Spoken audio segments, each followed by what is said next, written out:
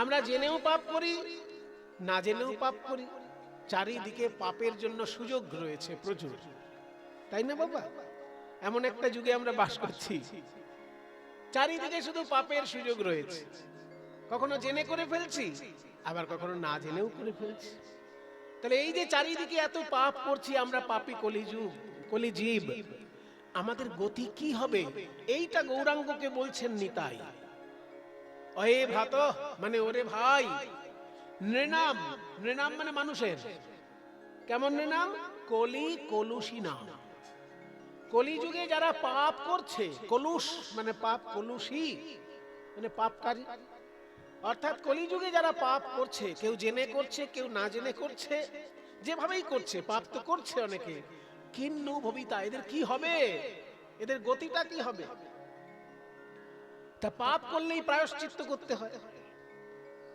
পাপ করলে তো তার প্রায়শ্চিত্ত আছে। যেমন চুরি, চুরি একটা পাপ। যদি পুলিশ জানতে পারে এই বেটা চুরি করেছে, অমনি জেলে ভরবে। জেলে ভরাটা হচ্ছে প্রায়শ্চিত্ত। আগেকার দিনে প্রায়শ্চিত্ত নানা রূপ পণ্ডিত মানুষরা বলতেন, এই পাপ করলে এই প্রায়শ্চিত্ত, এই পাপ করলে এই প্রায়শ্চিত্ত। সেগুলো পূজা অর্চনা প্রধান প্রায়শ্চিত্ত ছিল। পরবর্তীকালে সমাজ যখন আরো কঠোর হলো, দেখলো পূজা অর্চনা করে প্রায়শ্চিত্ত করে ফেলছে, আবার পাপ করছে। কাজে আবার যাতে পাপে না আসতে পারে, ওই জন্য জেলে ভরে।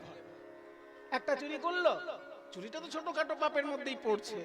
মনে করে একটু বড় সড়ো কোনো পাপ করলো, নাও 10 বছর জেল, 12 বছর জেল। এবার 12টা বছর যদি কেউ জেলে থাকে, 12 বছর পর ঘুরে এসে সেই পাপটা করতে গেলে সে 10 বার ভাববে। কিন্তু মুনি ঋষিদের প্রায়শ্চিত্ত কেমন ছিল? যে না খেয়ে থাকো, কোনো একটা পাপ করেছো, 10 দিন খাওয়া বন্ধ করো। এবার কষ্টে সৃষ্টে 10 দিন খাওয়া বন্ধ করে কেউ হয়তো থেকে গেল, কিন্তু পরে যখন আবার খাওয়া দাওয়া করে শরীরটা হৃষ্টপুষ্ট হলো, আবার পাপ করতে শুরু করলো। কিন্তু 12 বছর কেউ যদি জেলে থাকে, তারপরে সে যে আবার চুরিতে হাত দেবে, এটা ভাবা যায় না। তবে কারো কারো অভ্যাস বশত সে হয়তো আবার দিতেও পারে। এই জন্য প্রায়শ্চিত্ত, পাপ করলেই তার প্রায়শ্চিত্ত, চুরি করলেই জেল, জেলটা হচ্ছে প্রায়শ্চিত্ত। তাহলে এই যে কলিজীব এত পাপ করছে, এদের প্রায়শ্চিত্তটা কি হবে সেইটা তুমি বলে দাও নিমাই। যেমন পদাবলিতে বলা হয়, গৌরাঙ্গ যদি না হইতো কিমিনে হইতো, কেমনে ধরিতাম দে, রাধার মহিমা প্রেম রসসীমা জগতে জানাতো কে। ঠিক তেমনি নিত্যানন্দ সম্পর্কে বলা যায়, নিতাই যদি না আসতেন, তাহলে মহাপ্রভুর এই ভাবধারা আজ অব্দি যে অক্ষুণ্ণ ভাবে বাংলার বুকে বয়ে চলেছে, সেটা হয়তো সম্ভব হতো না। কারণ মহাপ্রভু সন্ন্যাস গ্রহণ করেছেন 24 বছর বয়সে, আর 24 বছর বয়সে সন্ন্যাস নিয়ে বাকি জীবনটা মহাপ্রভু পুরীধামে অতিবাহিত করেছেন। 2 বছরের জন্য দক্ষিণ ভারতে গেছিলেন, কিছুদিনের জন্য বৃন্দাবন গেছিলেন, আরো অন্যান্য তীর্থ তিনি পদব্রজে প্রবজ্জা করেছেন। কিন্তু তার মূল আবাসভূমি হল পুরীধাম। কাজেই জীবনের দ্বিতীয়াংশে চৈতন্যদেব বাংলার জন্য তেমন ভাবে প্রত্যক্ষভাবে এই ভক্তি আন্দোলনকে তিনি সশরীরে এসে ঘরে ঘরে প্রচার করতে পারেননি। যেটা করেছেন সন্ন্যাসের আগে করেছেন। কিন্তু নিতা গৌরাঙ্গ সুন্দরের সন্ন্যাসের পর এই গুরুদায়িত্ব গ্রহণ করলেন প্রভু নিতাই, এবং সেই গুরুদায়িত্ব স্বয়ং চৈতন্যদেব তাকে সমর্পণ করলেন। চৈতন্যদেব নিত্যানন্দকে বলেছিলেন পুরীধামে যে তুমি যে প্রত্যেক বছর আমাকে দেখতে আসো, এতে বাংলার ক্ষতি হচ্ছে। কারণ পুরীতে আসা মানেই আমার কাছে বেশ কটা দিন কাটিয়ে দেওয়া। এখন পুরী যাওয়া আর 500 বছর আগে পুরী যাওয়া তো এক জিনিস নয়। এখন পুরী যাওয়া খুব সহজ ব্যাপার। আপনি রাতে হাওড়ায় ট্রেনে ঘুমোবেন, ভোরবেলায় চোখ খুললেই পুরীতে পৌঁছে গেলেন। কিন্তু এটা তো চৈতন্যদেবের সময়ে সম্ভব ছিল না। তখনকার দিনে 2-3 মাস ধরে হেঁটে হেঁটে পুরীতে যেতে হতো। তারপর পুরীর সমস্ত তীর্থ যাত্রা সম্পূর্ণ করে হেঁটে আসতে আবার 2-3 মাস, কাজেই কমসে কম একটা 6 মাসের ধাক্কা পুরীতে যাতায়াত।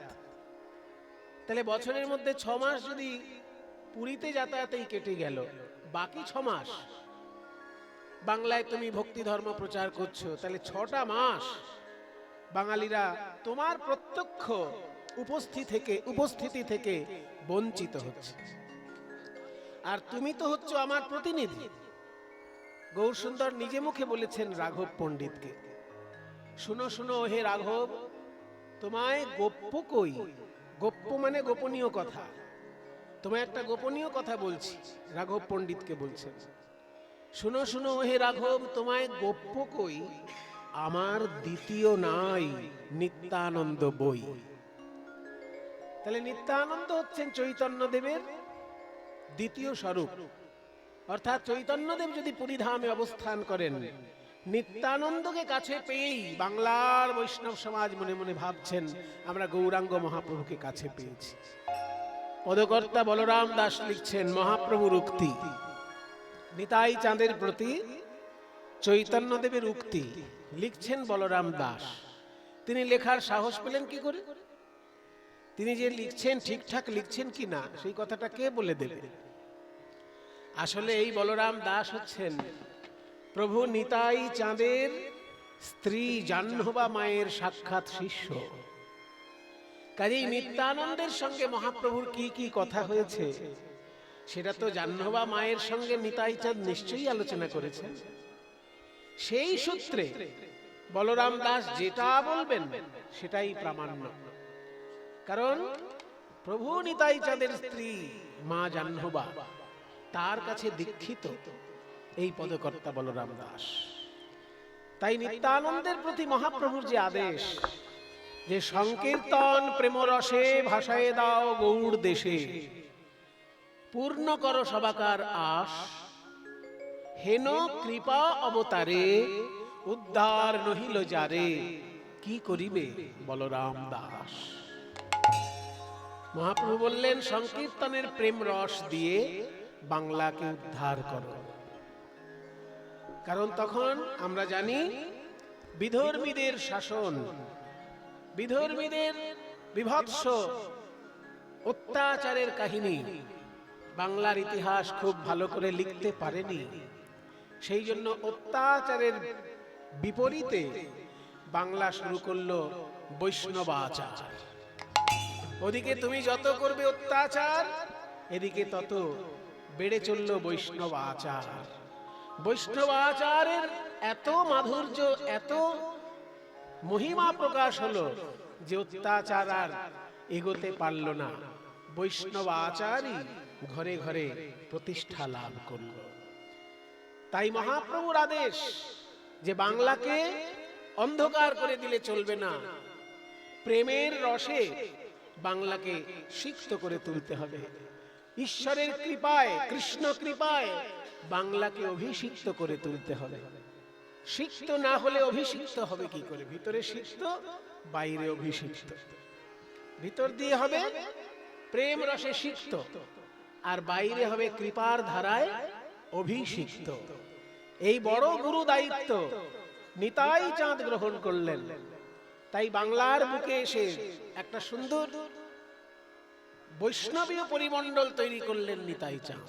দ্বাদশ গোপাল, তার দ্বাদশ শিষ্য সখা, শিষ্যরূপী সখা, মানে মন্ত্র গ্রহণের জন্য শিষ্য কিন্তু আচরণে সখা। এমন হচ্ছে আমার প্রভু নিতাই চাঁদের পার্ষদগণ। মন্ত্র গ্রহণ করেছেন তাই গুরু শিষ্য সম্পর্ক, কিন্তু নিতাই চাঁদ তাদেরকে শিষ্য বলে মনে করতেন না, বন্ধু বলে মনে করতেন। ওই জন্য শিষ্য সখা কথাটা একসঙ্গে উচ্চারিত হয়। নিতাই চাঁদের দ্বাদশ শিষ্য সখা, যাদেরকে দ্বাদশ গোপাল বলা হয়, তাদের মধ্যে একজন সুন্দরানন্দ পণ্ডিত, যিনি বাংলাদেশের যশোরের জমিদারি এলাকা সবকিছু ত্যাগ করে নিজের বাবার বিরাট সম্পত্তি, বাংলাদেশ হলদা মহেশপুর গ্রাম, আমার সৌভাগ্য হয়েছে সেই জায়গাটি দর্শন করে আসা। যে নিত্যানন্দ প্রভুর যারা বন্ধু বান্ধব ছিলেন তাদের মধ্যে অর্ধেক বন্ধু বান্ধবই মহাপ্রভুর বন্ধু বান্ধব, কিন্তু মহাপ্রভু উপস্থিত নেই দেখে তারা নিত্যানন্দের সঙ্গে বন্ধুত্ব করেই ভাবছে যে মহাপ্রভুর সঙ্গেই আমার বন্ধুত্ব চলছে। তার উদাহরণ শ্রীধর পণ্ডিত। শ্রীধর পণ্ডিত নবদ্বীপে যখন থোড় মোচা কলা বিক্রি করতেন, তখন তো গৌরাঙ্গ মহাপ্রভুর সঙ্গে তার রোজ ঝগড়া ঝামেলা লেগেই থাকে।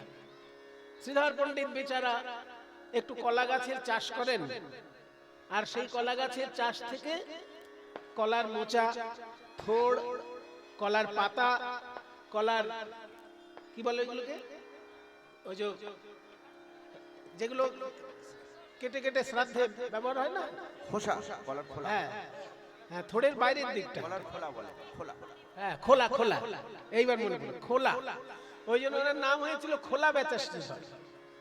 খোলা বেচা, খোলা মানে কি? খোলা মানে হচ্ছে কলা গাছ, তো কলা গাছের যেগুলো বাইরের দিকের খোসাগুলো, কলার খোসা না, কলা গাছটার যে খোসাগুলো, ভেতরটা তো থোড়, কিন্তু থোড়ের উপর থেকে যে কলা গাছের যে কি বলবো, ওই খোলা, খোলাই বলবো, আর অন্য আর কি, ছাল বললে তো খারাপ শোনাচ্ছে।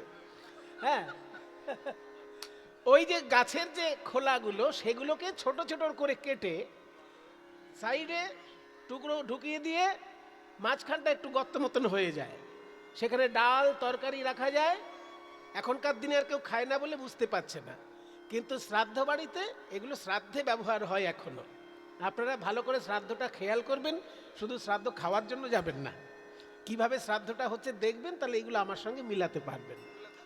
ঠাকুরমশাই যখন শ্রাদ্ধ করান, সেই সময় দেখবেন পিণ্ডদানটা করা হচ্ছে ওই খোলার মধ্যে, আর একটা খোলার মধ্যে জল, তিল ইত্যাদি যা যা দেবার দিচ্ছেন। ওই খোলাগুলো তখনকার দিনে বাটি হিসেবে বিক্রি হতো। ইকো দিও না, বাটি হিসেবে। গরিব মানুষের তো আর কাঁসার বাটি কেনার ক্ষমতা নেই, কাঁসার বাটি কিনতে গেলেও পয়সা লাগবে, মাটির বাটি কিনতে গেলেও পয়সা লাগবে, কিন্তু উঠোনে যদি কলা গাছ থাকে, একটা খোলা কেটে নিয়ে বাটি করে দিলেই আর পয়সা লাগছে না। ওই জন্য লোকে তখন ওইগুলো বাটি হিসেবে ব্যবহার করত, সেইগুলো বাজারে কিনতে পাওয়া যেত, এগুলো বিক্রি করতেন শ্রীধর, আর মানুষ কিনত। তাহলে একটা কলা গাছ থেকে 4 রকমের আইটেম তৈরি হয়ে যাচ্ছে। কলা হচ্ছে, মোচা হচ্ছে, থোড় হচ্ছে, কলার পাতা হচ্ছে, আবার কলার খোলা হচ্ছে। 5টা আইটেম। কলা গাছকে কেন্দ্র করে 5টা জিনিস বিক্রি করতেন শ্রীধর পণ্ডিত। আর আপনারা শুনলে অবাক হয়ে যাবেন, এত গরিব মানুষ কলার গাছ বিক্রি করে খাচ্ছে, কিন্তু সেখানেও তার একটা আন্তরিক ভক্তি কাজ করছে। কিসে না, যদি 1 টাকা বিক্রি হয়, মনে করুন 1 টাকা বিক্রি হয়েছে, তাহলে 8 আনা সে খরচা করে, আর 8 আনা জমিয়ে রাখে। অর্ধ অংশ তার সংসারের কাজে লাগে, আর বাকি অর্ধ অংশ শ্রীধর জমিয়ে রাখে। কেন জমিয়ে রাখে? বছরের শেষে একবার যখন গঙ্গা পুজো হয়, সেই সময় নরনারায়ণের সেবা দিয়ে সেই জমানো পয়সায় গঙ্গা পুজোর উৎসব করে।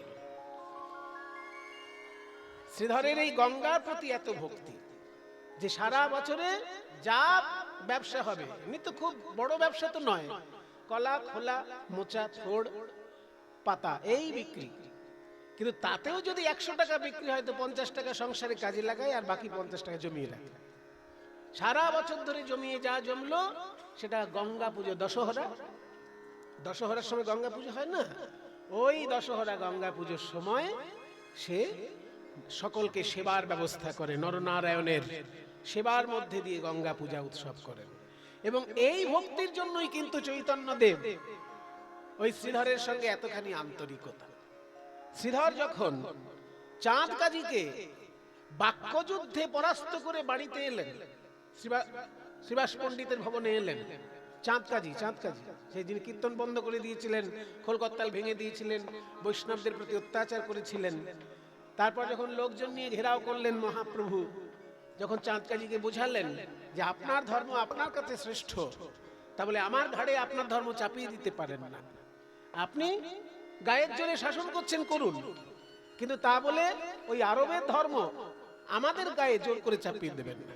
নিশ্চয়ই আপনার ধর্ম খুবই ভালো, কিন্তু আপনার ধর্ম যেমন আপনার কাছে ভালো, তেমনি আমার ধর্ম আমার কাছে ভালো। আমার মুনি ঋষি বেদ প্রচার করেছেন, আমার মুনি ঋষি 18 পুরাণ প্রচার করেছেন, আমার মুনি ঋষি তন্ত্র প্রচার করেছেন। কাজে আপনার মুনি ঋষির মধ্যে যেমন হযরত মুহাম্মদ পড়ছেন, তেমনি আমার মুনি ঋষির মধ্যে বেদব্যাস বাল্মীকি পড়ছেন। হযরত মুহাম্মদ যেমন আপনার কাছে হযরত, হযরত মানে মাননীয়, মুহাম্মদটা নাম, আর হযরত শব্দের অর্থ হচ্ছে মাননীয়। কাজে হযরত মুহাম্মদ বললে এরকম না যে হযরতটা তার নাম আর মুহাম্মদটা টাইটেল, ওরকম কিন্তু নয়। আমরা অনেকেই ভাবি যে হযরত মুহাম্মদ মানে মুহাম্মদটা টাইটেল, হযরত বোধহয় নাম, তা নয়। হযরত শব্দের অর্থ হচ্ছে হুজুর। হুজুর শব্দের বহুবচনে প্রয়োগ হয়েছে। হুজুর মানে মাননীয়, আর হযরত মানেও তাই, একটু উচ্চ স্তরের হুজুর, এটা বোঝাতে হযরত বোঝায়। কাজে হযরত মানে মাননীয়।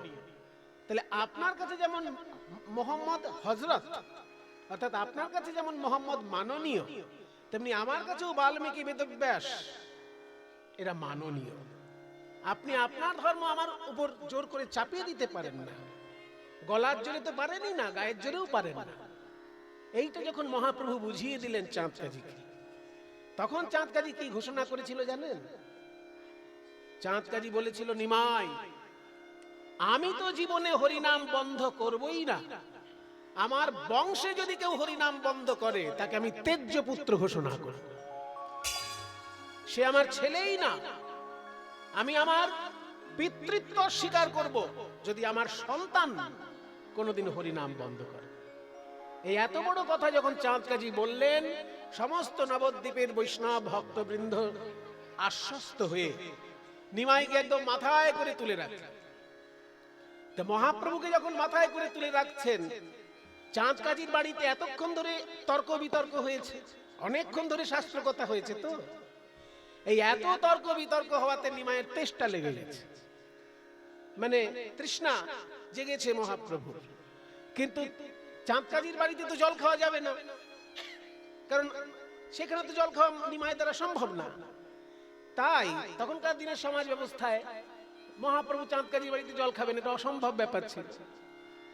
তাই যখন চাঁদ কাজীর বাড়ি থেকে বাইরে এসেই বলছেন, আমাকে একটু জল দাও, বিরাট বিরাট বড় লোক ভক্তরা সব নিমাইয়ের কাছে রূপোর গ্লাস, কাঁসার গ্লাস, এই রূপোর গ্লাস কাঁসার গ্লাসে জল আনতে লাগে। তখন গৌর সুন্দর বললেন, না, আমি তোমাদের জল খাবো না, শ্রীধরকে বলো জল দিতে, আমি শ্রীধরের দেওয়া জল খাবো। কতখানি ভালোবাসা! শ্রীধর বলছে, আমার তো কাঁসার গ্লাসও নেই, রূপোর গ্লাসও নেই, আমার কাছে একটা ভাঙা টিনের গ্লাস আছে। বলে, ওইটাই দাও, তুমি যে ভাঙা গ্লাসে জল খাও সেইটাই আমাকে জল খেতে দাও। এত বড় লোক ভক্ত মহাপ্রভুকে তখন দামি দামি গ্লাসে জল দিতে গেল, মহাপ্রভু তাদেরটা গ্রহণ করলেন। ওই শ্রীধর পণ্ডিতের ভাঙা পাত্রে সেদিনকে মহাপ্রভু জল পান করে শ্রীধরকে মান সম্মান জানালেন। সেই শ্রীধর পণ্ডিত যখন গৌর সুন্দরের বিরহে কাতর, তখন নিত্যানন্দ প্রভুই আবার শ্রীধরের বন্ধু হয়ে উঠল। এইরকম তাই দ্বাদশ গোপালের মধ্যে শ্রীধর পণ্ডিতেরও নাম আছে, যিনি মূলত চৈতন্যদেবেরই বন্ধু, কিন্তু পরবর্তীকালে নিত্যানন্দ প্রভুর সখা। এই 12 জন সেনাবাহিনী বলা যায় কলির বিরুদ্ধে যুদ্ধ ঘোষণা করছেন নিতাই। কলি রাজা চায় এক যোগে সকলকে নরকে পাঠাতে, আর নিতাই চাঁদ বলছেন, আমার যুদ্ধ কলির বিরুদ্ধে, আমি চাই এক যোগে সকলকে গোলকে পাঠাতে। কলি চায় নরকে নিয়ে যাবে, আর আমি চাই সবাইকে গোলকে নিয়ে যাব। তাই নিত্যানন্দ প্রভু সম্পর্কে একটা সুন্দর শ্লোক আছে, ভজে নিত্যানন্দং ভজন তরু কন্দং নিরবধি। ভজে নিত্যানন্দম মানে নিত্যানন্দকে আমি সেবা করি। ভজে মানে ভজনা করি, ভজনা শব্দের অর্থ সেবা। ভজে নিত্যানন্দং ভজন তরু কন্দং, ভজন তরু কন্দং, ভজন তরু মানে সেবা যদি একটা বৃক্ষ হয়, হরি ভজন যদি একটা বৃক্ষ স্বরূপ হয়, তার মূল হচ্ছে নিত্যানন্দ। মূল, কন্দ মানে মূল, তাহলে ভজন তরু কন্দম মানে ভক্তি বৃক্ষের মূল লিতায়। মূল না থাকলে গাছ বাঁচবে না। গাছের পাতায় যদি জল দেন, সার দেন, যাই দিতে পারেন, মূলটাই যদি না থাকে তাহলে গাছ বাঁচবে না। তাই বাংলার ভক্তি যদি একটি বৃক্ষ হয়, তার মূল হচ্ছে নিত্যানন্দ। এই শ্লোকে বলছে, ভজে নিত্যানন্দং ভজন তরু কন্দং নিরবধি। ভজে নিত্যানন্দং ভজন তরু কন্দং নিরবধি। নিরবধি ভজে নিত্যানন্দং ভজন তরু কন্দং নিরবধি। নিরবধি ভজে, নিরবধি ভজে, নিরবধি ভজে নিত্যানন্দম ভজন তরু কন্দম নিরবধি। अये भ्रातर्नृणां कलिकलुषिणां किन्नु भविता। तथा प्रायश्चित्तं रचय यदनायासत इमे। भजन्ति त्वामित्थं सह भगवता मन्त्रयति यो। भजे नित्यानन्दं भजन तरु कन्दं निरवधि। भजे नित्यानन्दं भजन तरु कन्दं निरवधि। भजन तरु कन्दं निरवधि।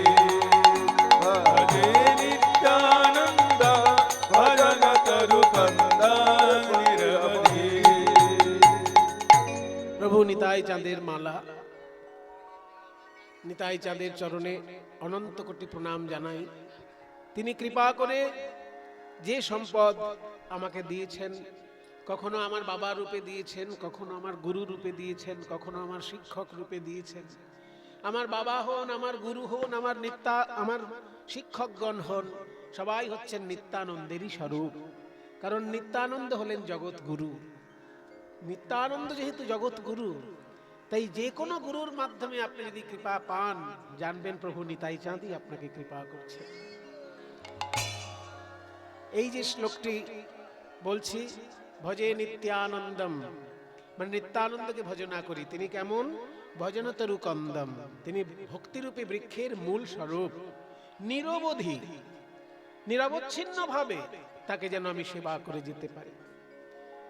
এবার শ্লোকের প্রথম দিকগুলো হচ্ছে নিত্যানন্দ আর গৌরাঙ্গের কথা আলোচনা হচ্ছে। অয়ে ভ্রাত মানে ওরে ভাই নিমাই, নৃণাম কলি কলুষিনাং কিন্নু ভবিতা। এই কলির যে পাপী মানুষ, তাদের কি গতি হবে, এটা নিত্যানন্দ বলছেন গৌরাঙ্গকে। এটা নিতাইয়ের আর নিমাইয়ের কথা হচ্ছে। তথা অয়ে ভ্রাতর্নৃণাম কলিকলুষিনাং কিন্নু ভবিতা। তথা প্রায়শ্চিত্তম, তথা প্রায়শ্চিত্তম, তথা প্রায়শ্চিত্তম রচয় যৎ অনায়াসত ইমে।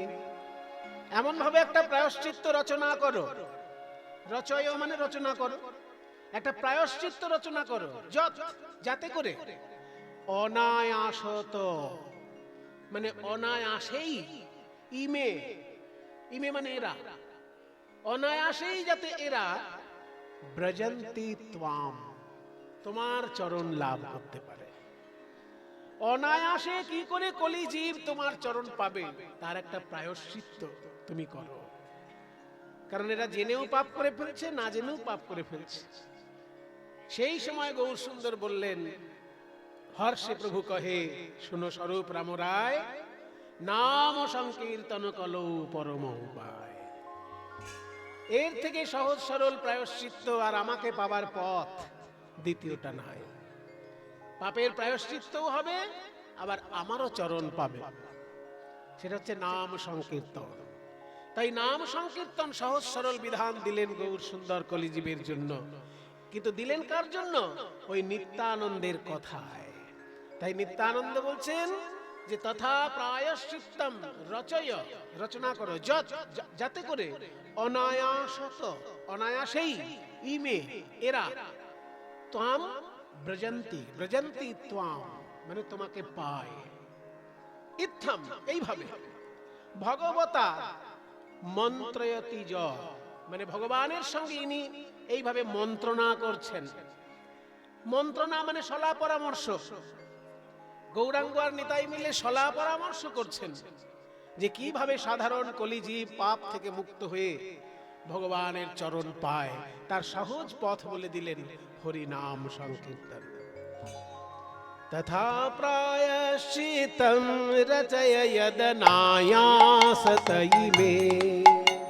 ব্রজন্তি ত্বামিত্থম সহ ভগবতা মন্ত্রয়তি য়ো ভজে নিত্যানন্দম ভজন তরুকন্দম নিরবধি ভজে নিত্যানন্দম ভজন তরুকন্দম নিরবধি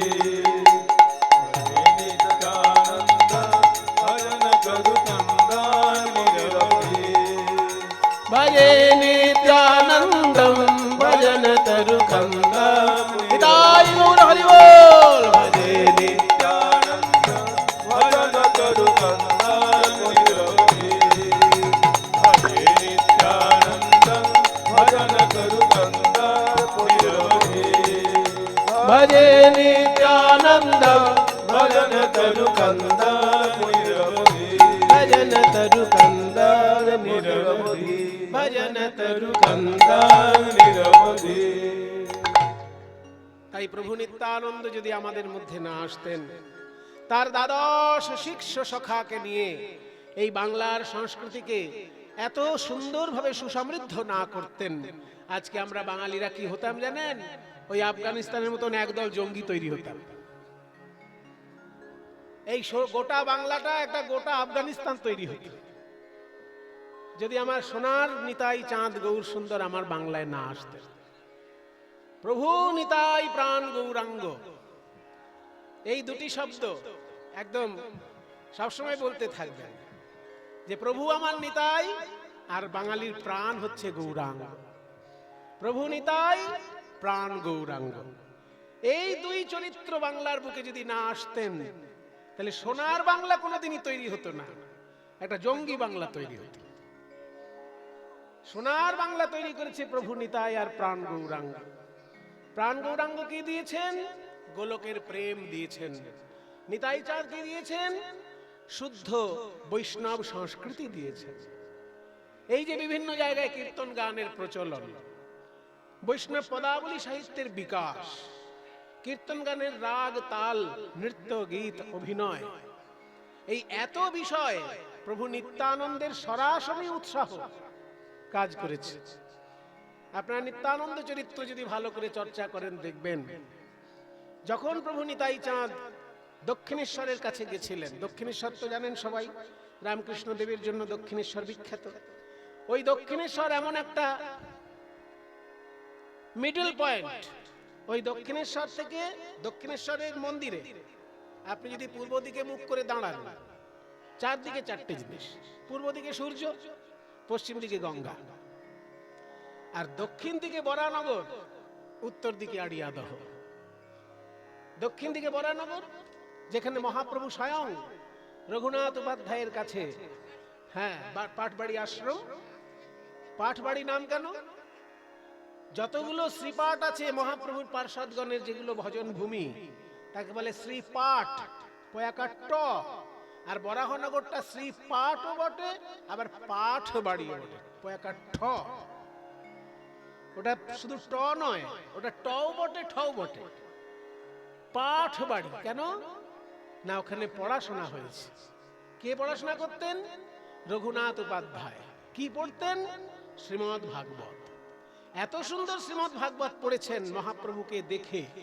মহাপ্রভু তো পানিহাটি থেকে গঙ্গা করে ওইখানে এসেছিলেন, গঙ্গায় নৌকায় করে এসেছিলেন। তো মহাপ্রভুর আপ্যায়নের জন্য রঘুনাথ উপাধ্যায় ব্যস্ত হয়ে পড়লেন।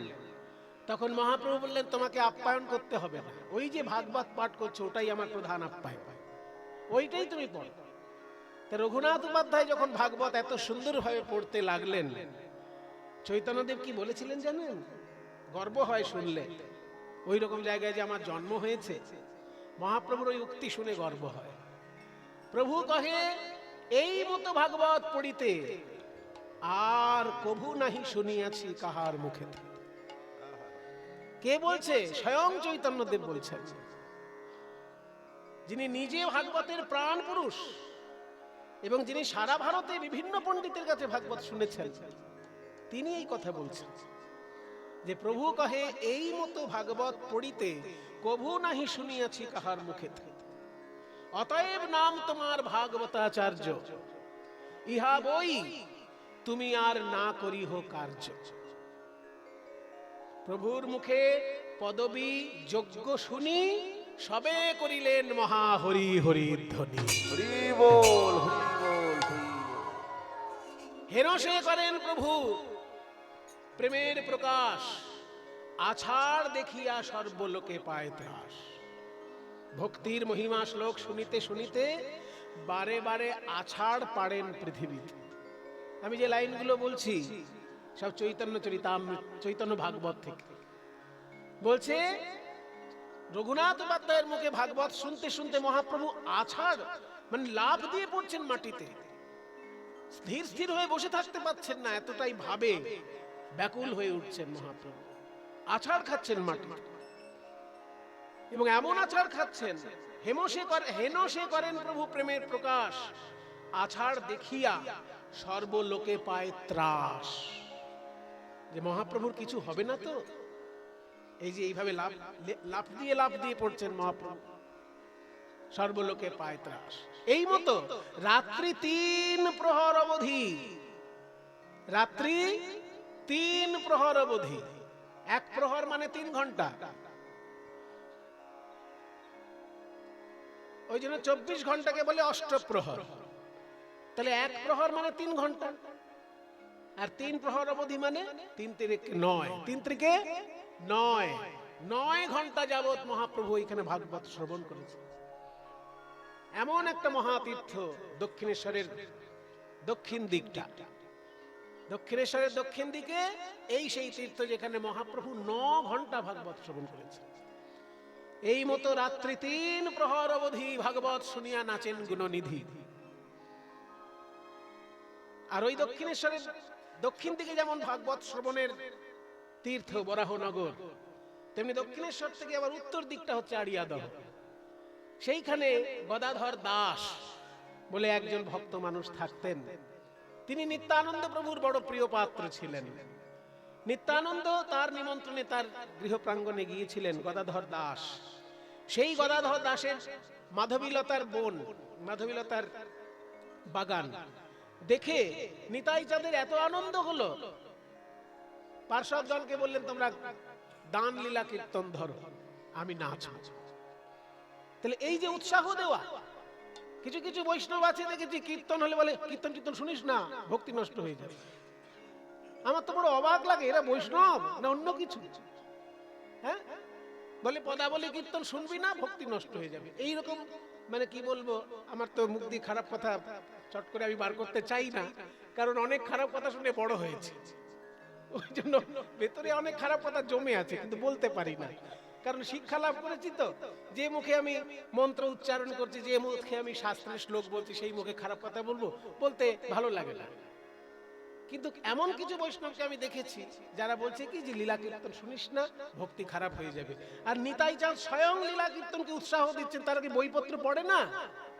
যেসব বৈষ্ণব এই কথা বলে বেড়ায়, তারা কি কোনোদিন বইপত্র পড়েনি? নিতাই চাঁদ স্বয়ং ওই আড়িয়াদহের মালতী বাগানে, মালতী ফুলের বাগানে, মাধবীলতার বাগানে একটা লাঠি নিলেন, মাধবীলতার ডাল কেটে একটা লাঠি বানিয়ে ফেললেন। সেই লাঠিটা নিয়ে ঘুরে ঘুরে নেচে নেচে দান লীলায় নৃত্য করছেন নিত্যানন্দ। তাহলে কোন কীর্তনে যদি স্বয়ং নিতাই চাঁদ নৃত্য করেন, সমস্ত ভক্ত তাতে উৎসাহ পাবে কিনা?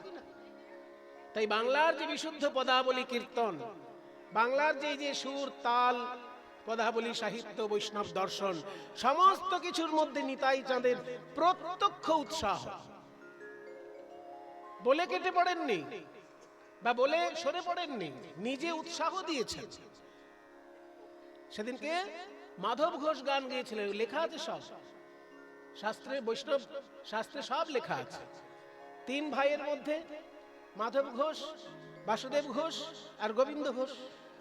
মাধব, গোবিন্দ, বাসু এই তিন ভাই, এই তিনি ভাই যাহার কীর্তনে নাচেন চৈতন্য গোসাই। যাহার কীর্তনে নাচেন চৈতন্য গোসাই। তাহলে গোবিন্দ, মাধব, বাসু এই তিন ভাই। গোবিন্দ ঘোষ অগ্রদ্বীপে যিনি পরবর্তীকালে ছিলেন, আপনারা অগ্রদ্বীপ যাবেন, দর্শন করবেন তার সেবিত গোপীনাথ বিগ্রহ। তাহলে গোবিন্দ ঘোষ অগ্রদ্বীপে, আর মাধব ঘোষ আর বাসুদেব ঘোষ এই তিন ভাইয়ের কীর্তনে মহাপ্রভু নৃত্য করতেন। সেই জন্য মাধব ঘোষকে বললেন, তুমি কীর্তন ধরো, নিমাই তোমার গানে নেচেছে, আজকে আমিও নাচবো তোমার গান। যাবেন এই জায়গাগুলো দেখবেন, শুধু দক্ষিণেশ্বরে গিয়ে প্রণাম সেরে দিয়ে চলে আসবেন না। বহু লোকেই যায় দক্ষিণেশ্বরে প্রণাম করে, ভালো কথা, কিন্তু তার পাশে যে এত বড় বড় তীর্থ আছে লক্ষ লক্ষ লোকে জানেই না। এটা বাঙালি জাতির দুর্ভাগ্য। তারা এত বড় তীর্থের কাছে চলে যায়, তার পাশে এক মহাতীর্থ থাকে জানে না। যেমন এইখানেই তারাপীঠে লক্ষ লক্ষ মানুষ আসে, মায়ের চরণে প্রণাম জানাচ্ছে, পূজা জানাচ্ছে, খুব ভালো কথা, কিন্তু মাত্র 10-12 কিলোমিটারের মধ্যে এই নিতাই চাঁদের জন্মস্থান। কটা মানুষ আসে বলুন? জানেই না। এই না জানাটাই বাঙালি জাতির চরম দুর্ভাগ্য, যে আমরা আমাদের ইতিহাস জানি না, আমরা আমাদের সংস্কৃতি বুঝি না, আমরা আমাদের সাহিত্য কোনোদিন পড়ে দেখিনি। যেগুলো আমাদের সম্পদ, এই সংস্কৃতি, এই সাহিত্য, এই ইতিহাস, এগুলোই তো আমাদের সম্পদ। আমাদের বাংলায় কোথাও সোনার খনি নেই, কোথাও রূপোর খনি নেই, আছে কিছু কয়লার খনি। যদি নামেন তো সারা গা ভূত করে চলে আসতে। কয়লার খনিতে যদি নামেন দেখবেন সারা, একবার নেমেছিলাম আমি, সারা গা কালো হয়ে যাবে। তাহলে আছে কিছু কয়লার খনি, সেখানেও রাজ্যের 2 নম্বরই চলছে, তাই না? তা সোনার খনি বাংলায় নেই, রূপোর খনি বাংলায় নেই, কিন্তু সাহিত্যের খনি। একদিকে বিরাট বৈষ্ণব পদাবলী সাহিত্য, একদিকে বিরাট বৈষ্ণব চরিত্র সাহিত্য, যেমন চৈতন্য চরিতামৃত, চৈতন্য ভাগবত, চৈতন্য মঙ্গল, এগুলো সব চরিত্র সাহিত্য। কিন্তু একদিকে যেমন পদাবলী সাহিত্য, আর একদিকে চরিত্র সাহিত্য, একদিকে বৈষ্ণব দর্শন সাহিত্য, আবার একদিকে রবীন্দ্রনাথ রয়েছেন, আরো কত কবি নজরুল ইসলামের কত গান রয়েছে। সাহিত্যে সাহিত্যে পরিপূর্ণ আমার দেশ। কিন্তু আমরা যদি সেগুলোকে চর্চা না করি, সেটা আমাদের দুর্ভাগ্য নয়? দক্ষিণেশ্বরে মানুষ যায়, বরাহনগরে মহাপ্রভুর ভাগবত পাঠের জায়গাটিতে প্রণাম করে না, জানে না বলেই করে না। জানানো কর্তব্য আপনাদের। আপনারা যে যেখান থেকে কানে শুনবেন, পাশের মানুষটিকে বলে দেবেন, নিজেও যাবেন আর সঙ্গে করে নিয়ে যাবেন। দক্ষিণেশ্বরে দাঁড়ালে পূর্ব দিকে সূর্য, পশ্চিম দিকে গঙ্গা, আর উত্তর দিকে আড়িয়াদহ, দক্ষিণ দিকে বরাহনগর। সেই আড়িয়াদহে স্বয়ং নিতাই চাঁদ দানলীলা নৃত্য করেছেন এবং উৎসাহ দিয়েছেন সরাসরি পদাবলী সাহিত্যে। সেই জন্য তো বাংলার বৈষ্ণব পদাবলী এত সমৃদ্ধ একটি সাহিত্য। চৈতন্যদেবের আগে মাত্র 2-3টে বই পাওয়া যায় পদাবলী সাহিত্য, আর চৈতন্যদেবের পরে ভুরি ভুরি। চৈতন্যদেবের আগে 3টি বই পাওয়া যায়। এক হচ্ছে চর্যাপদ, তো সেটা তো বৈষ্ণব পদাবলী নয়, সেটা হচ্ছে বৌদ্ধ সহজিয়া সাধকদের বাউল গান। চর্যাপদটা হচ্ছে বৌদ্ধ সহজিয়া সাধক যারা, তাদের বাউল গান বলতে পারে, কিন্তু সেটা বৈষ্ণব পদাবলীর মধ্যে পড়ল না। বৈষ্ণব পদাবলী 3 রকমেরই পাওয়া যায় মহাপ্রভুর আগে। সেটা হচ্ছে জয়দেবের গীত গোবিন্দম, বিদ্যাপতির পদাবলী, আর চণ্ডীদাস ঠাকুরের পদাবলী। এগুলো সব চৈতন্য পূর্ববর্তী। কিন্তু যেই চৈতন্য এলেন এবং নিতাই চাঁদ এলেন, সরাসরি উৎসাহ দিলেন বৈষ্ণব পদাবলী সাহিত্যে। এক পরিবারের 3 জন গায়ক, মাধব, গোবিন্দ, বাসু, এই 3 ভাই, যাহার কীর্তনে নাচেন চৈতন্য গোসাই। 3 জনই গায়ক এবং লেখক, 3 জনেরই লেখা গান আছে। গোবিন্দ ঘোষেরও পদ আছে, মাধব ঘোষেরও পদ আছে, বাসুদেব ঘোষেরও পদ আছে।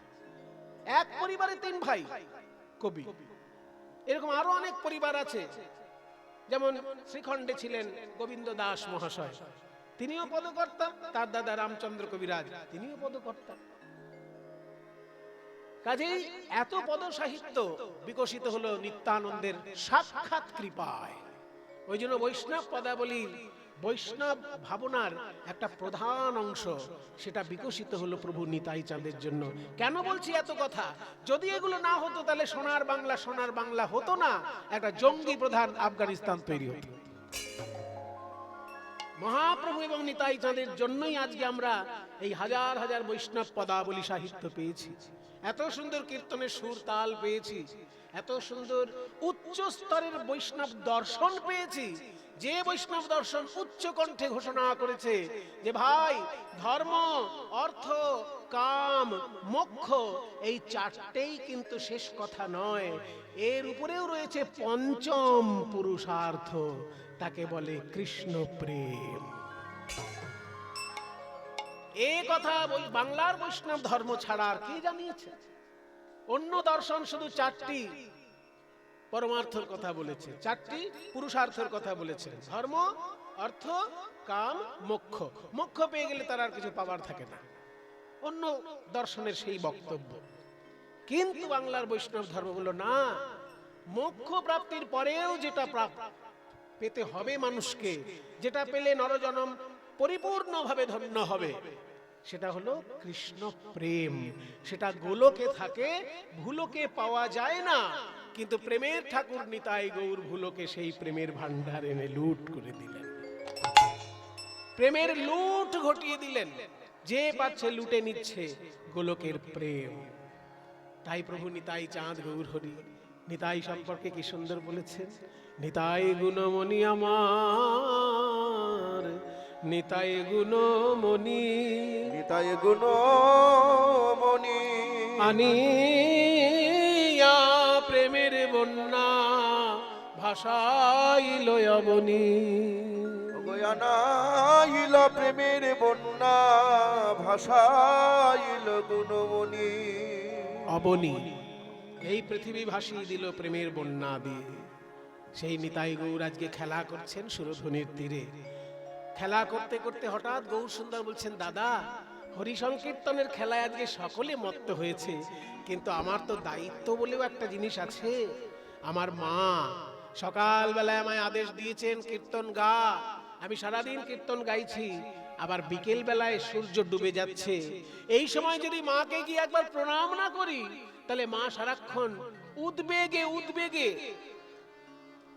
উদ্বেগে উদ্বেগে মা মূর্ছা যাবে, যে আমার নিমাইয়ের কিছু হলো না তো, এখনো আসছে না কেন, এখনো আসছে না কেন। চলো দাদা, মাকে একটা প্রণাম করে আসি। আবার সারা রাত্রি কীর্তন করব। সারাদিন কীর্তন করেছি, সারা রাত্রি না হয় কীর্তন করব, কিন্তু এই বিকেল বেলাটা যখন সূর্য ডুবে যাচ্ছে, মাকে একটা প্রণাম করতে যাই। চল দিবায় অবসান হেরি গৃহেতে চলিলা দিবা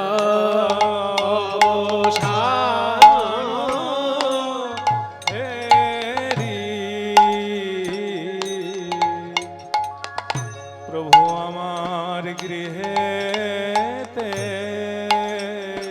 চলিলা দেবায় অবসান, দেবায়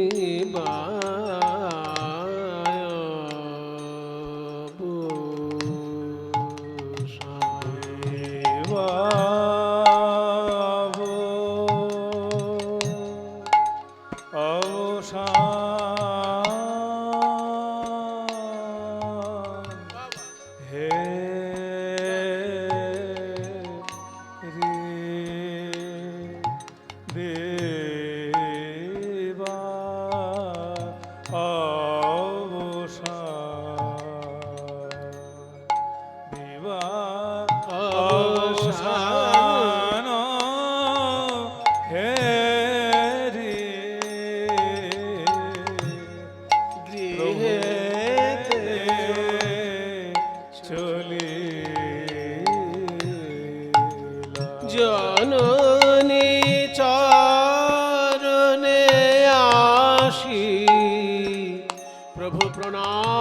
করিলা প্রণাম করিলা প্রণাম করিলা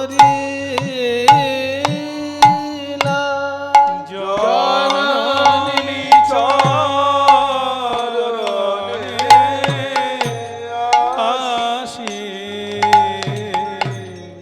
প্রভু আমার প্রণাম করিলা প্রণাম করিলা প্রণাম করিলা। প্রভু বলে এই আশীর্বাদ করো মাগো আশীর্বাদ করো মা আশীর্বাদ করো মা। তোমার পায়ে এই মিনতি আশীর্বাদ করো মা তোমার পায়ে এই বিনতি আশীর্বাদ করো মা। যেন বদন ভরে নাম গাইতে পারি আশীর্বাদ করো মা বদন ভরে নাম গাইতে পারি আশীর্বাদ করো মা।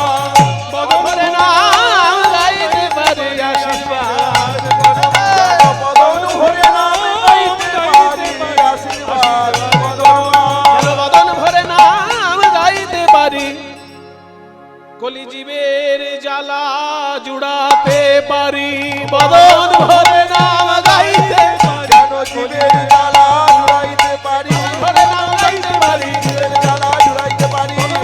গাইতে পারি জীবের জ্বালা জুড়াইতে পারি। গাইতে পারি জীবের জ্বালা জুড়াইতে পারি। গাইতে পারি এর জ্বালা জুড়াতে পারি আমায় আশীর্বাদ করো জননী চরণে আসি প্রভু আমার প্রণাম করিলা প্রণাম করিলা প্রণাম করিলা।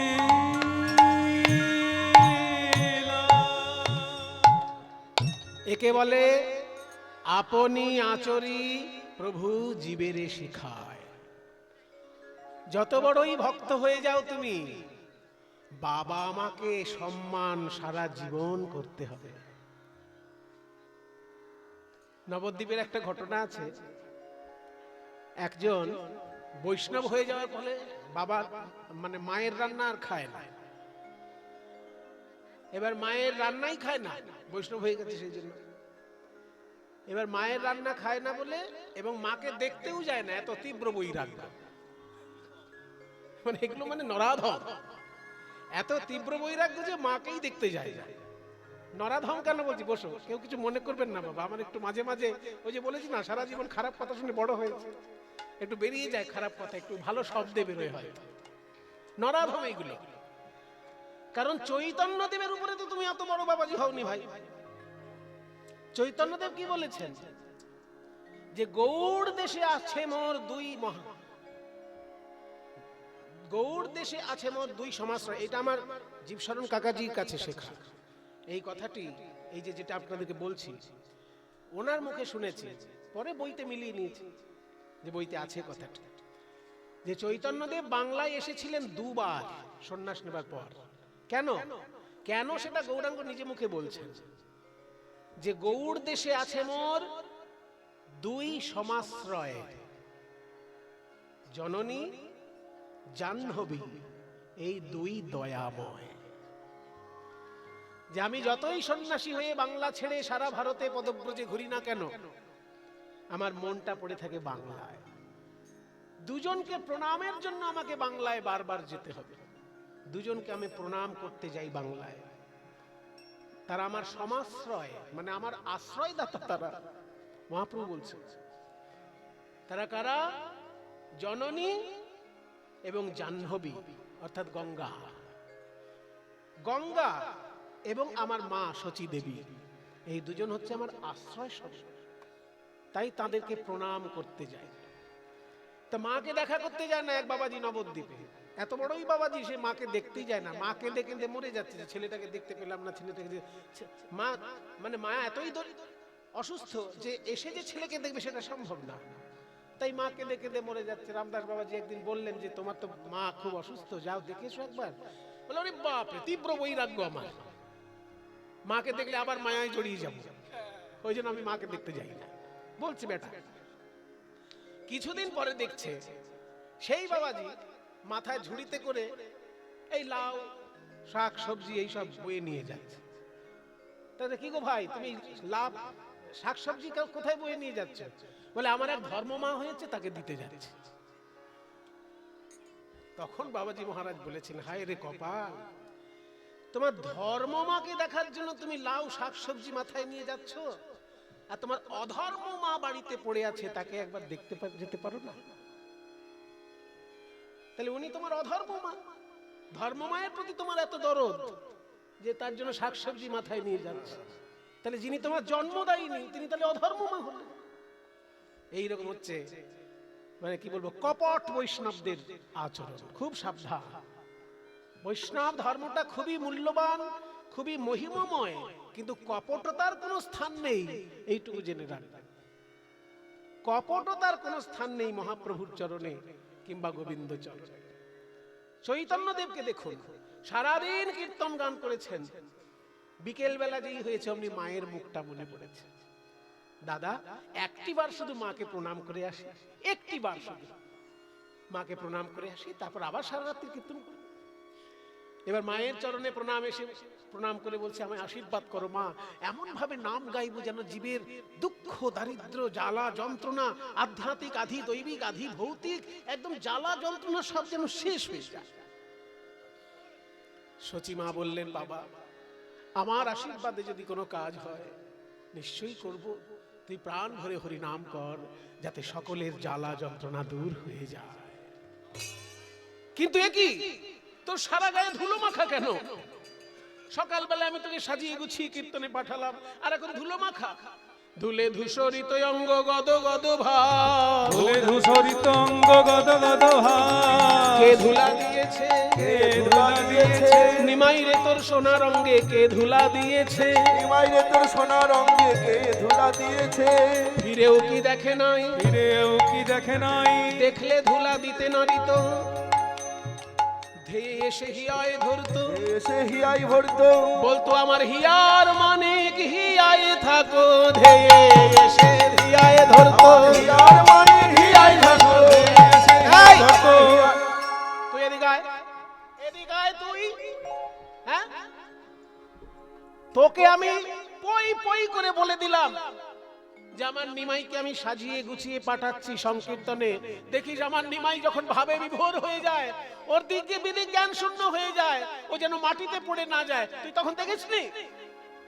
নরহরি তুই কোথায় ছিলি, নরহরি তুই কোথায় ছিলিস, তোর হাতে হাতে সঁপে দিলাম নরহরি কোথায় ছিলি, তোর হাতে হাতে সঁপে দিলাম নরহরি তুই কোথায় ছিলিস, বুঝলাম দেখো রে বাপ নরহরি থেকো গৌরের কাছে রে, দেখো রে বাপ নরহরি রেখো গৌরের মাঝে রে, থেকো রে বাপ নরহরি, দেখো রে বাপ নরহরি থেকো গৌরের কাছে রে, আমার সোনার পুতলি গোরা ধুলায় পড়ে পাছে রে, তার এই কি প্রতিফল, তার এই কি প্রতিফল, নরহরি বল বল, তার এই কি প্রতিফল, নরহরি বল বল, তার এই কি প্রতিফল।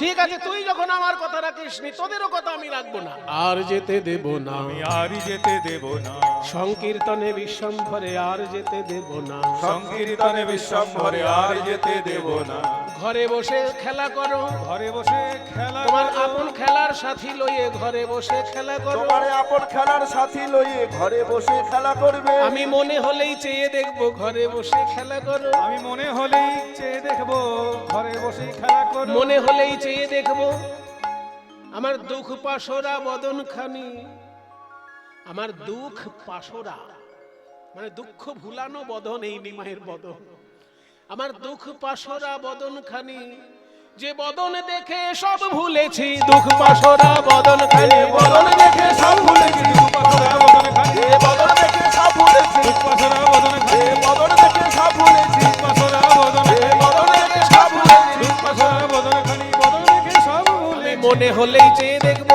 আর যেতে দেব না, ধুলে ধূসরিত অঙ্গ গদ গদ ভাস, ধুলে ধূসরিত অঙ্গ বল বল ভাস, নরহরি গদাধর সবাই শচী মায়ের চরণে পড়ে বলছে, মা তুমি এ কথা বলো না, নিমাই যদি ঘরে বসে থাকে আমরা কীর্তন বাইরে গাইতেই পারবো না, ও ধুলো আমরা মাখাইনি, ও নিজে মেখেছে, মা ওকে তুমি যা বলো আমাদের সঙ্গে যেন পাঠিও। এ রাধা মোহন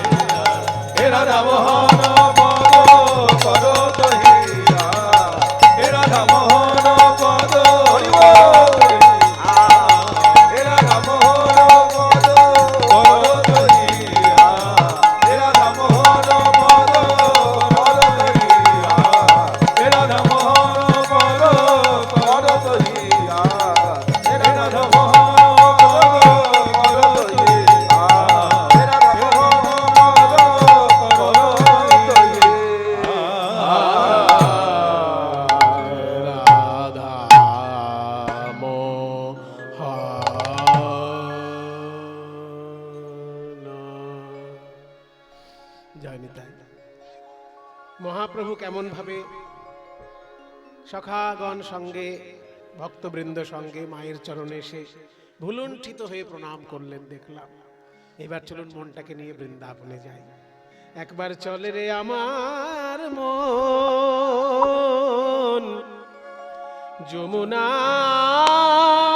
পুলিনে যেথায় শ্রীধাম বৃন্দাবন একবার চলে আমার তাই গৌর হরি বল হরি বল যমুনা পুলিনে যেথায় শ্রীধাম বৃন্দাবন একবার চলে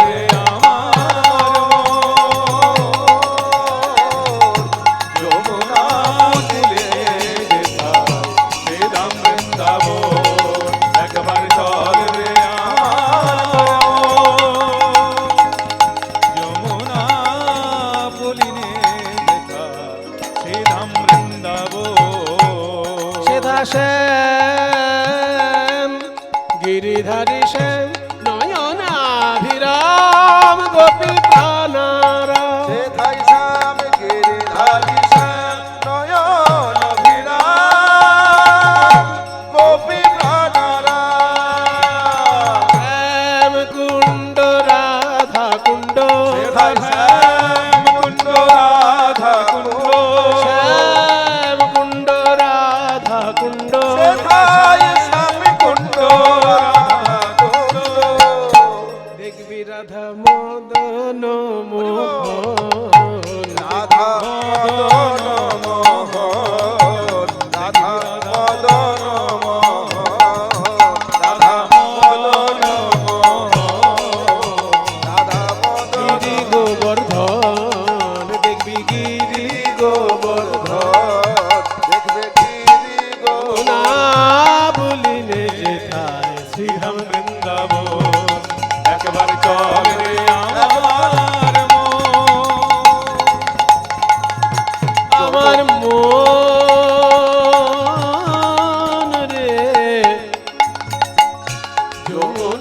ভুলিলে শ্রীধাম বৃন্দাবন। চলো মন বৃন্দাবন, চলো মন বৃন্দাবন। চলো মন বৃন্দাবন,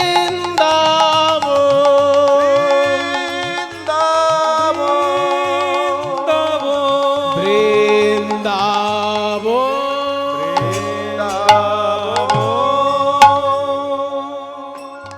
সবাই বলো বৃন্দাবন ধাম কি, রাধা রানী কি, গোস্বামী বৃন্দ কি, পরম দয়াল পতিত পাবন নিতাই চাঁদ কি, নিজ নিজ শ্রী গুরু মহারাজ কি, শ্রীমদ জীব চরণ দাস বাবাজি মহাশয় কি। মধুময় বৃন্দাবন। প্রাণ গোবিন্দ সকাল বেলা এসেছেন, গোষ্ঠে নানা রকম খেলা খেলেছেন, যাকে বলে বিনোদ খেলা। বিনোদ, বিনোদন শব্দটা তো শুনেছেন। নোদ মানে আনন্দ, আর বিনোদ মানে বিশেষ রকমের আনন্দ মুখর খেলা গোবিন্দের। সারাদিন খেলা খেলতে খেলতে যেই না বিকাল হয়েছে, পশ্চিম গগনে সূর্য ঢলে পড়েছে, শ্রীরামকে ডেকে বলে, ওরে শ্রীরাম,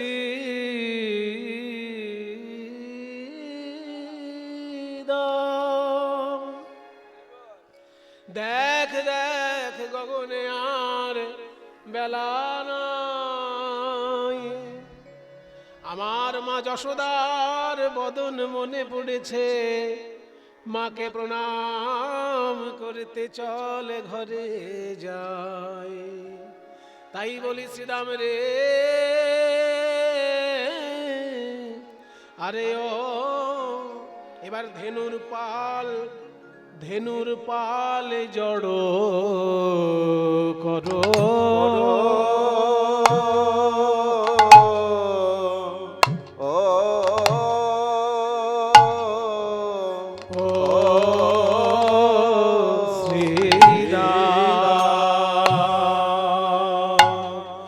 পাল জড় করো শ্রীদা।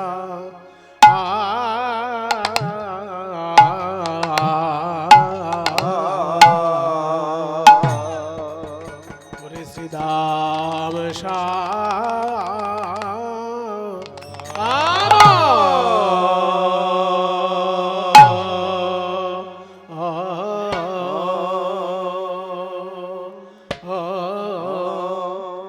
ওরে শ্রীদাম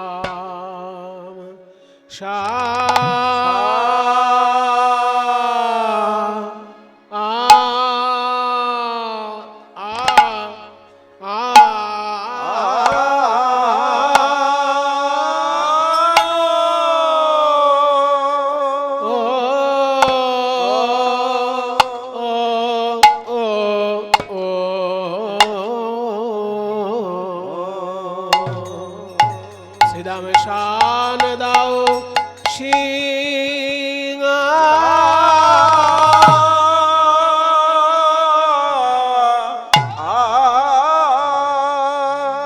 শ্রীদাম রে, আরে ও পাল পাল জড় করো,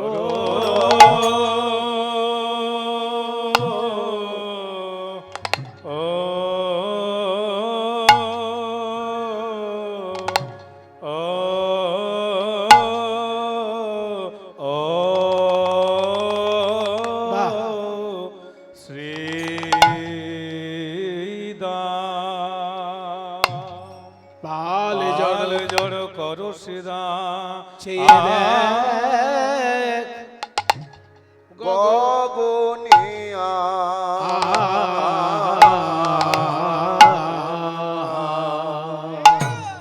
গগনে আর বেলা নাই,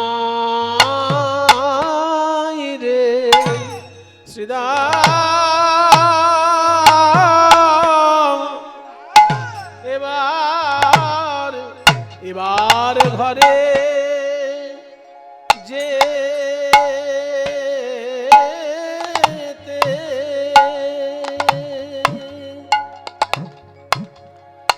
যেতে হবে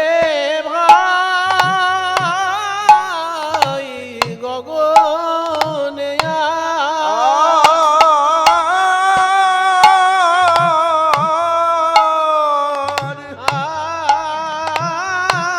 আর গগনে আর বেলা নাই রে।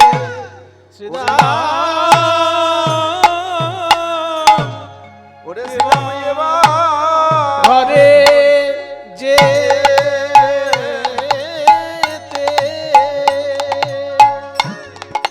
হবে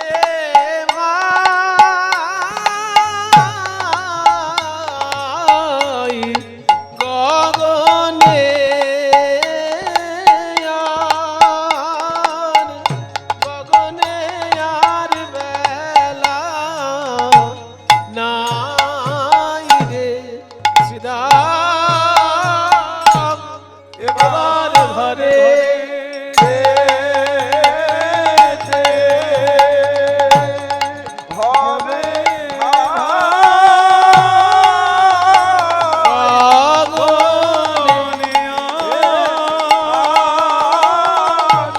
গগনে আর বেলা শ্রীরাম এবার ঘরে যেতে হবে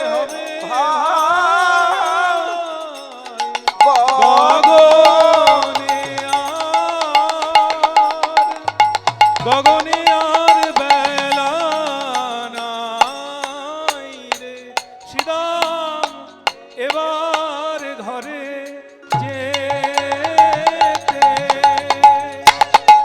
যেতে হবে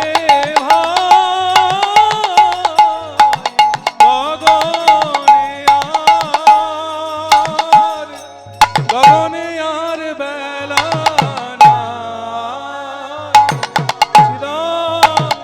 এবার ঘরে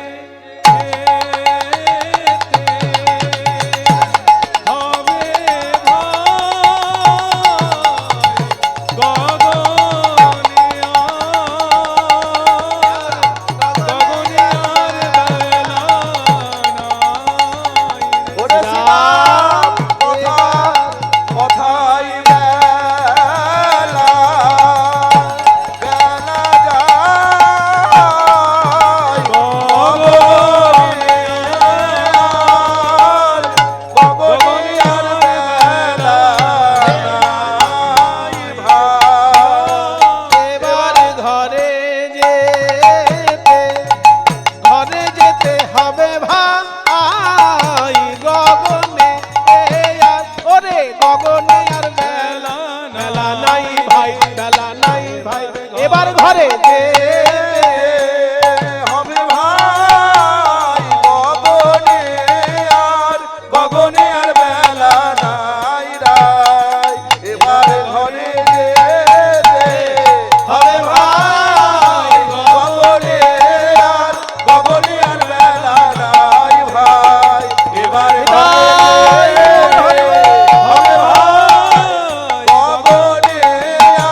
গগনে আর বেলা আরে নাই ও পাল পাল জড়ো করো শ্রীদাম শান দাও সিংহা পাল জড় করো শ্রীরাম শ্রীরাম সান্দাওসি না দেখো সঘনে বিষম খাই বুঝি নাম করে মা সঘনে বিষম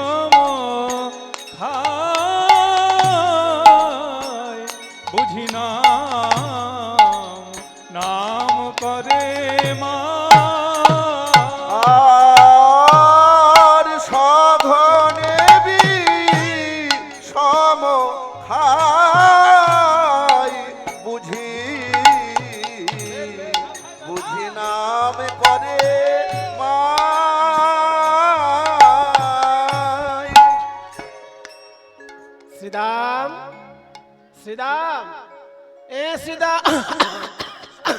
জল জল জল জল জল জল জল জল দাও জল জল জল জল দাও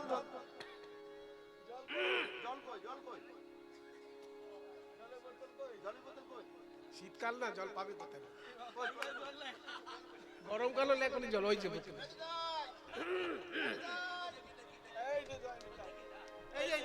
এই যে এসছে, পেয়েছি।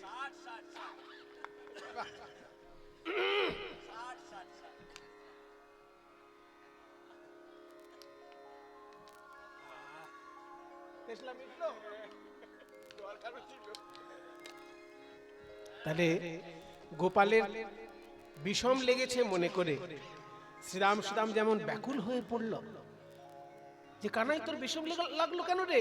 কেন বিষম লাগলো? এই তো একটু আগে জল খেলি। বলে বিষম কেন লেগেছে জানিস? বাড়িতে যদি মা সন্তানের নাম করে তাহলে লোকে বলে সন্তান যেখানেই থাকুক তার বিষম লাগে। তা আমার এতক্ষণ ফিরতে দেরি হচ্ছে বলে বোধহয় বাড়িতে আমার মা নাম করছে।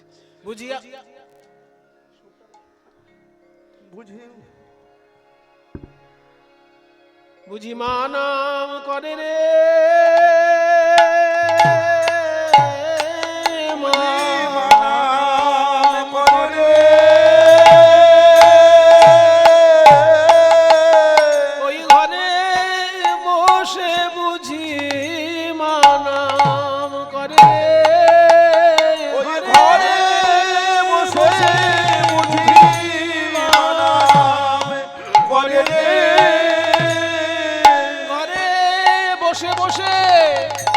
প্রাণের গোপাল আয় বলে ঘরে বসে। আমার প্রাণের গোপাল আয় বলে ঘরে বসে। আমার প্রাণের গোপাল আয় বলে ঘরে বসে। আমার প্রাণের গোপাল আয় বলে ঘরে বসে। প্রাণের গোপাল আয় বলে ঘরে বসে। আমার প্রাণের গোপাল আয় বলে বলি মা নাম করে রে সঘনে বিষম খাই বুঝি আমার মা নাম করে মায়। তো কই কালকে তো বিষম খাস না, আজকে বিষম কেন খেল? কালকে আগে আগে ফিরেছিলাম তাই মা অত চিন্তা করেনি, কিন্তু আজকে কত বেলা হচ্ছে দেখ। আজু মাঠে আমাদের, ওই আজু মাঠে আমাদের, আজু মাঠে আমাদের আজু দেখিয়া, আজু মাঠে আমাদের বিলম্ব দেখিয়া হেন বুঝি কাঁদে মা আমার পথ পানে চাইয়া। হেন বুঝি কাঁদে মা